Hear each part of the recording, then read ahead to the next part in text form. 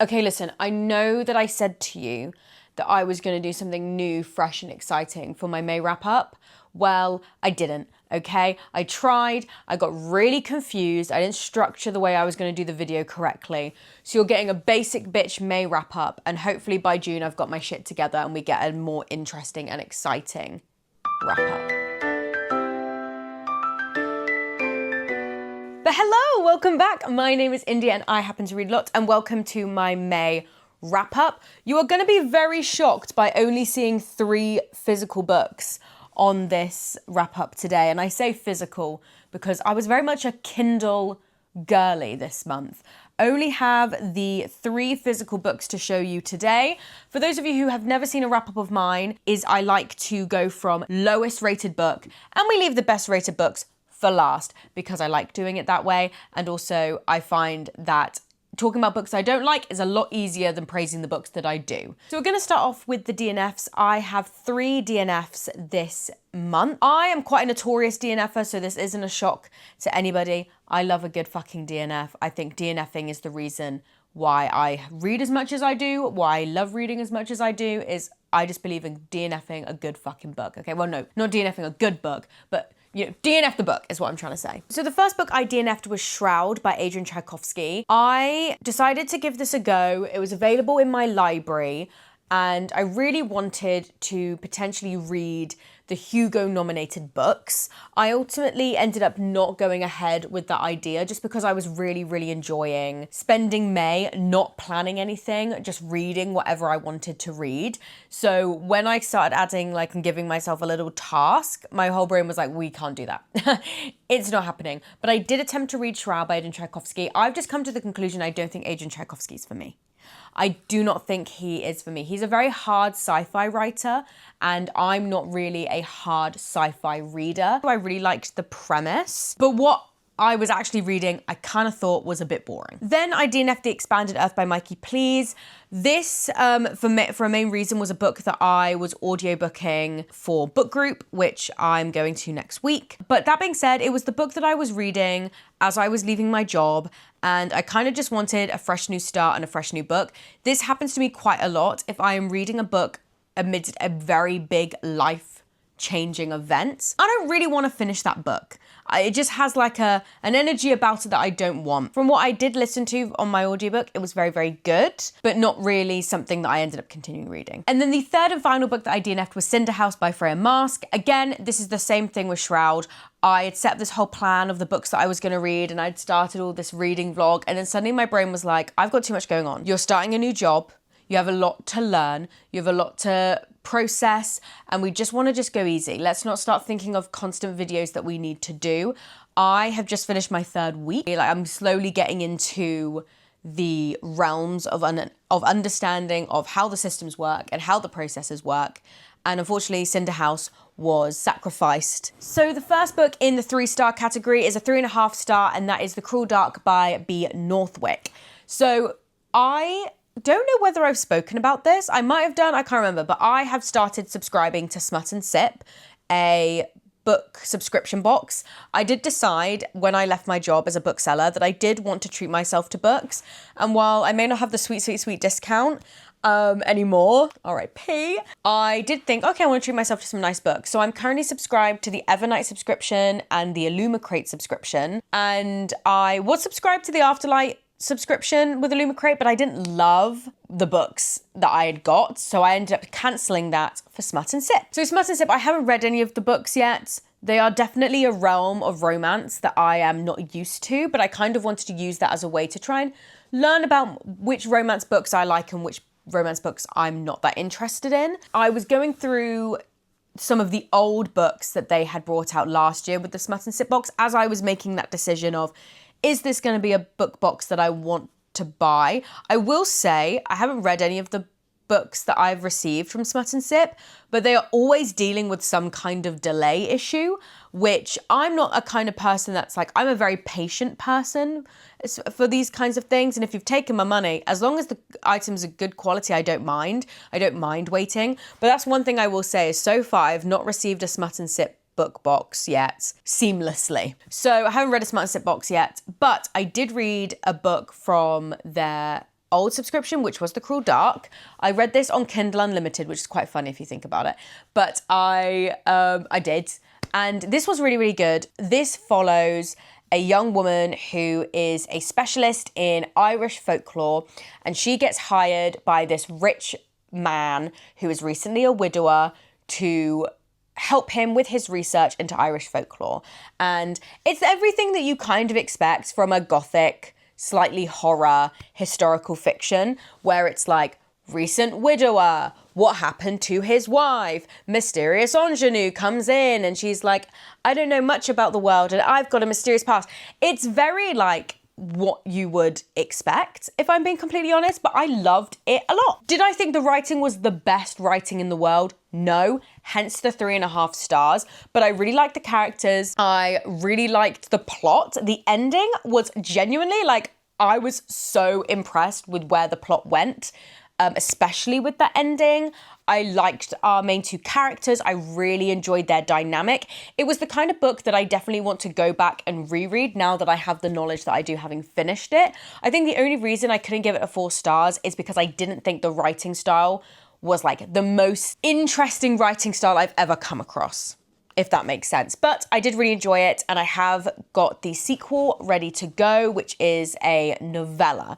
But I can't say anything about that because it's spoilers for what happens in the first book. Then we have a tricky one. I've been umming and ahhing between whether this is a 3.5 star or a 4 star, and I couldn't really pinpoint, depending on the day, depending how I feel. So I've kind of gone for that vague, doesn't really exist, 3.7. And the book that I'm talking about is wrong way around. And the book that I'm talking about is Japanese Gothic by Kylie Lee Baker. Now, Bat Eater was a book that I read at the end of 2024, just before it came out the following year. And ironically, it was Bat Eater that my friend Emily had as an Illumicray Evernight edition that made me want to consider wanting to subscribe to these book boxes. And I was really, really excited when they were bringing Japanese Gothic. I think it's quite interesting that of all the horror books out there, and you only post out for a year, that 2 of them were by the same author. But what do I know about publishing, and what do I know about procuring books and choosing them for book boxes? I know nothing. But I was really excited to read this because Bat Eater was one of my all-time favorite books of 2024,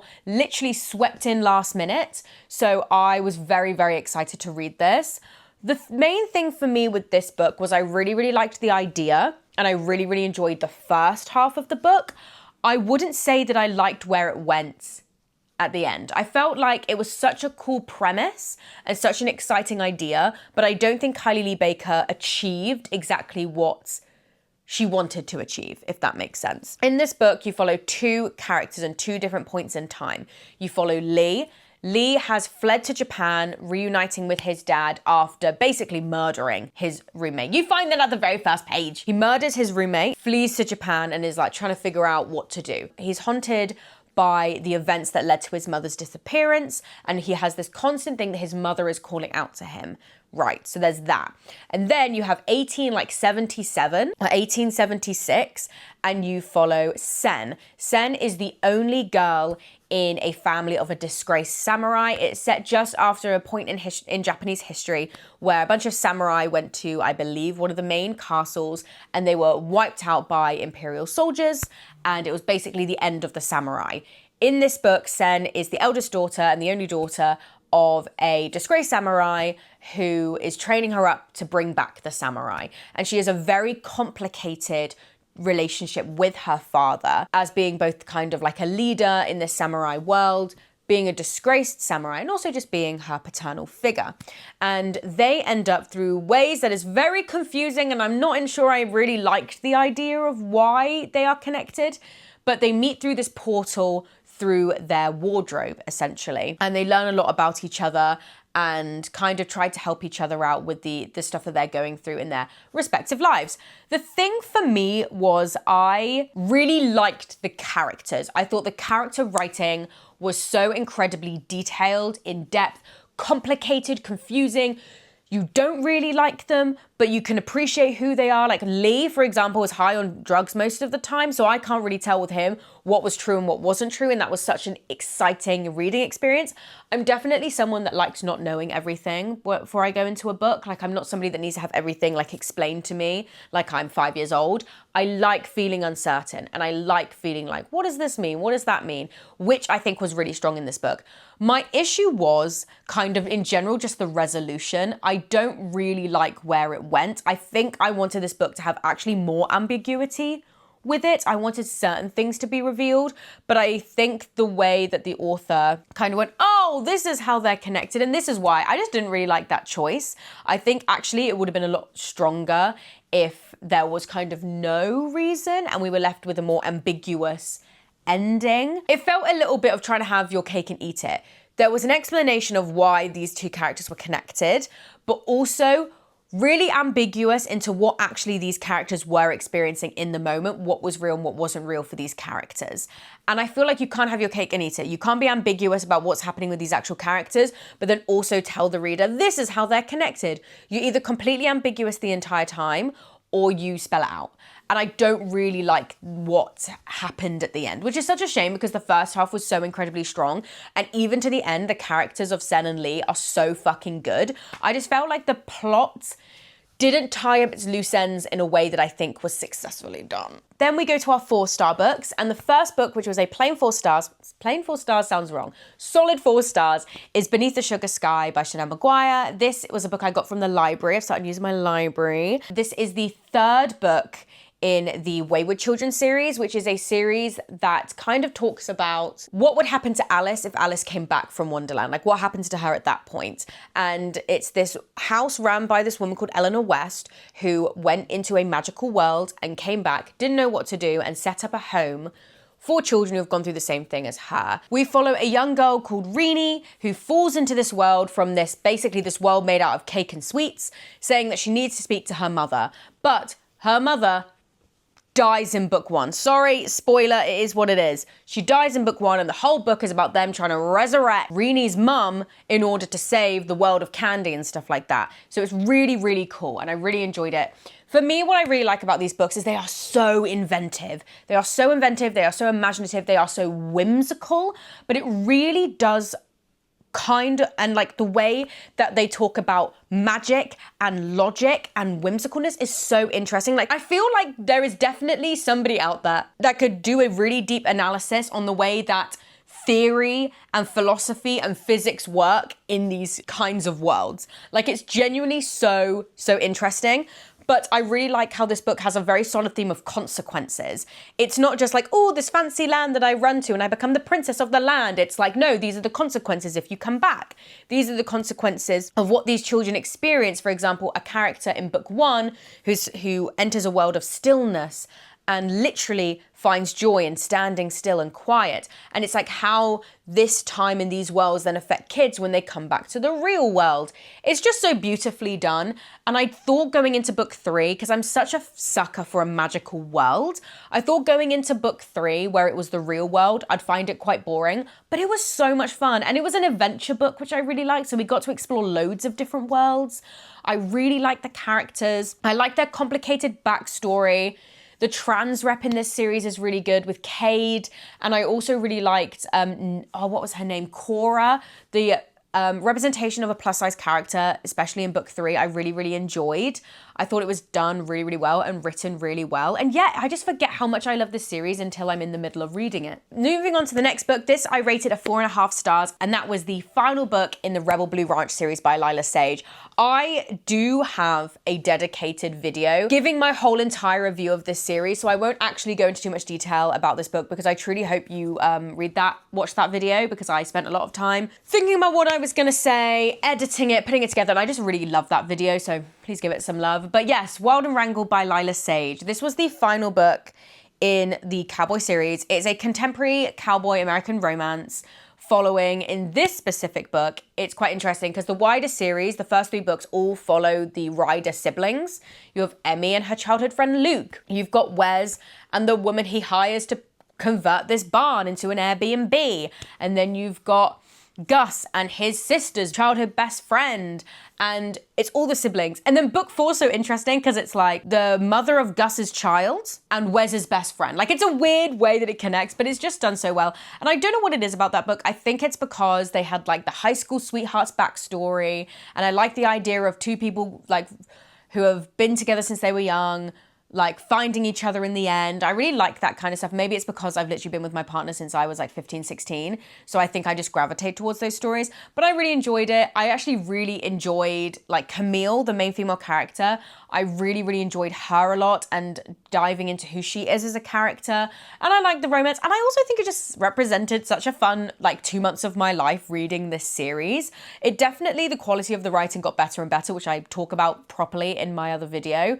But in general, by the end of the book series, like Lyla Sage had honed her craft so well that I just thoroughly enjoyed it. And I love the Ryder family. I think the found family element's really good. But I really just overall enjoyed the book. I thought it was so good, so much fun.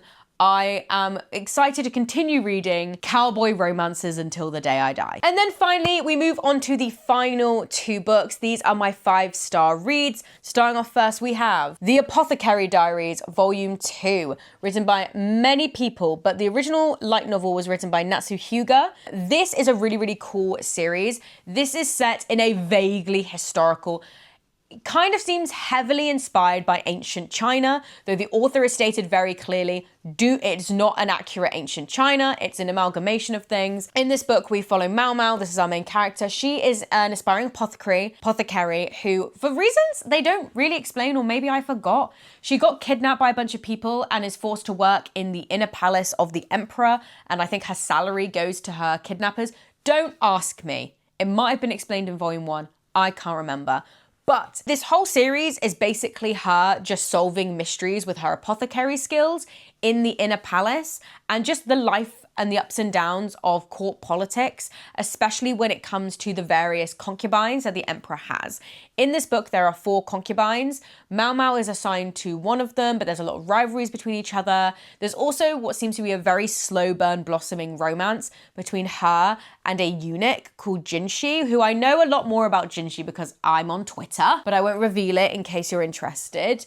But yeah, it's just a really, really fun mystery series. It's definitely like a new adult recommended series. Like, I wouldn't personally recommend this to like a younger YA audience because there's a lot of references to Mao Mao grew up in the pleasure district. So she knows a lot about sex and lots of other things that you would learn in the pleasure district. And she uses that knowledge, plus her knowledge of the apothecaries, to help out the concubines and get them in the good graces of the emperor. God, she's doing the Lord's work, okay? What can I say? But no, it's really funny. I love the apothecary stuff. I love the mystery. I love the court politics. I think it's incredibly just a hilarious series. And I'm really intrigued to see what happens between Jinshi and Mao Mao.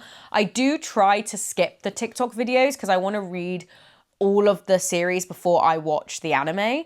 But yeah, it's just such a good, solid read. I definitely think it's up there with some of my favorite all-time series, like Free Run, Fullmetal Alchemist, Promised Neverland. But also I just like it's a different vibe, you know? It's just mysteries and court politics, and it's funny. And then finally, my favorite book of May is The Inheritance of Orquidea Divina by Zoraida Cordova. This is basically like Encanto for adults is the way I was kind of describing it to my colleagues. It is like a big family saga following a magical family and a matriarch who has a complicated past and complicated family dynamics, and a granddaughter that's trying to find her identity within her family. Instead of it being like a fun little musical though, there is a lot of sadness and tragedy, which is why it ends up in the adult section. But this I just genuinely enjoyed. I have also noticed that they definitely cut this book weird, and I've only just realised. Oh wait, no, have they not? I don't know. But anyway, it's just really, really good. A lot of people coined this as magical realism. We are talking about the intricacies of this magic too much to be magical realism. My interpretation of what I was told magical realism is when fantastical elements happen in the story, but no one discusses it. No one tries to figure out why. No one tries to find the source. And the whole book about this is 3 cousins going on a trip to their mother's hometown in Ecuador to find out the mysteries of her past and her powers. So like that, therefore, does not make it magical realism. There's a magical realism vibe, but the inherent element of the story makes it not magical realism. It counts it out. But this is really, really good. It's a solid family saga story. We follow 2 points of view. We follow Ray, Rhiannon, and Marimar, who are grandchildren of Orquidea, who go on a journey to try and find out about their grandmother's past and the root of all of their magic, because the family are being hunted one by a mysterious force. And then also we have a secondary storyline following Orquidea when she's younger and what happens in her life to get her to this point. So it's kind of like you're following the characters who are trying to find out things about her past, while you as a reader are kind of already figuring out elements of it, which I think is really, really interesting. I think the family saga stuff is done really well. The big theme of family, of loving and forgiving and looking out for one another is so strong within this book. The magical elements are really fun. The historical fiction elements are really fun. There is an element of tragedy within this book, which I think is written so beautifully. The prose is incredible. Yeah, I don't think this book is sold in the US. Well, it's definitely not sold, to my knowledge, on Waterstone's website, because I tried to add my review of it on the website and it wasn't coming up. Yeah, definitely not available in the UK. So I'm about to shout out a book that most UK viewers, and I think most of my viewers are from the UK, you can't buy this. I thought I got this in a Waterstones. I think I must have got it at a Forbidden Planet because they get hold of American books more. I don't know, but it was really, really good. Genuinely worth your time. If you want something, if you're not really a fantasy fan, you're more of like a literary fiction or a historical fiction person, I would highly recommend this. It's a very low level fantasy. The focus is more on the relationships between the characters, the family, the mysterious past of their grandmother. It's definitely not like really intense swords and dragons and magical powers. It's done so beautifully. And yeah, I just really, really, really enjoyed it. And my favorite character would probably have to be Ray, followed secondly by Tatanelli. So that was my May wrap up. Thank you so much for watching. We are now going to do something that I'm calling my June hopefuls. I have decided I no longer want to do June TBRs, TBR videos in general. I don't really like them. I felt so free being able to pick what I wanted to pick in May, and not being beholden by a TBR and not knowing what I wanted to do. That being said, inherently I am somebody who loves a list. So instead of doing a big dedicated, this is what I'm reading in June, I've just said, these are the ones that are currently kind of on my radar, could change, we'll see. First up, She Walks at Night by Seishi Yokomizo. This is the third book in his Detective Kosuke Kindaichi series, but the 8th one that they've brought out to be translated. I know nothing about this. It's just the minute a Seishi Yokomizo book comes out, I stop what I'm doing and I read it next. So that is actually the next one I'm reading. Book group are doing One Dark Window by Rachel Gillig. I am not going to be there for book group because that is my anniversary, 10-year-old anniversary with the boy. So because of that, I ain't going to be there, but I do want to read this book because it's been on my radar. Gothic romantasy. There you go. And because we're in June, I've been waiting ages to get to summer to read The Summer That Hikaru Died, Volume 1. This is by Mokumokuren. I own the first 3 volumes, so I'm probably going to bash all 3 volumes out. It's a horror about, I believe, aliens, maybe? They take this guy's boyfriend, who might not be his boyfriend. I think it's an allegory for being gay. I don't know. Then we have Hereditary Triangle. This is by Fumiya Hayashi. This is a really interesting look of what happens after the love triangle storyline ends. The girls pick the guy, they move on, they get married. What happens to these people after that happens? Do they start questioning whether they made the right choice? This gets explored in that. That's why it's on the top of the radar. And then finally, my first Smut and Sip book. Look at that bad boy. Would I say I love the cover of this? Respectfully, no. I'm not sure I like the cover. There are elements of this that I do really enjoy. Like, I like the artwork in here. I think that's kind of fun. And for that reason, I'm intrigued. But I wouldn't say I'm drawn in by this cover. I don't really like like, weirdly, this element of the cover, love. This bit, the people, I'm a thing about hyper-realistic people. Listen, at the end of the day, don't judge me. It's a fucking dark romance. Is he her tattoo artist mentor? Yes. Turns out, also her stalker. I don't know what to tell you, guys. I know what to tell you. I'm free to read whatever the fuck I want. And I'm gonna give a stalker romance a go. I don't think I'm going to enjoy it. I'm tempted to do a reading vlog for my first experience reading a dark romance, but I don't know. But anyway, that's officially the end of the video. Thank you so much for watching. Please like and subscribe and all that like fun stuff. And yeah, that basically was a quick fire TBR video. I don't want to do them anymore. Bye.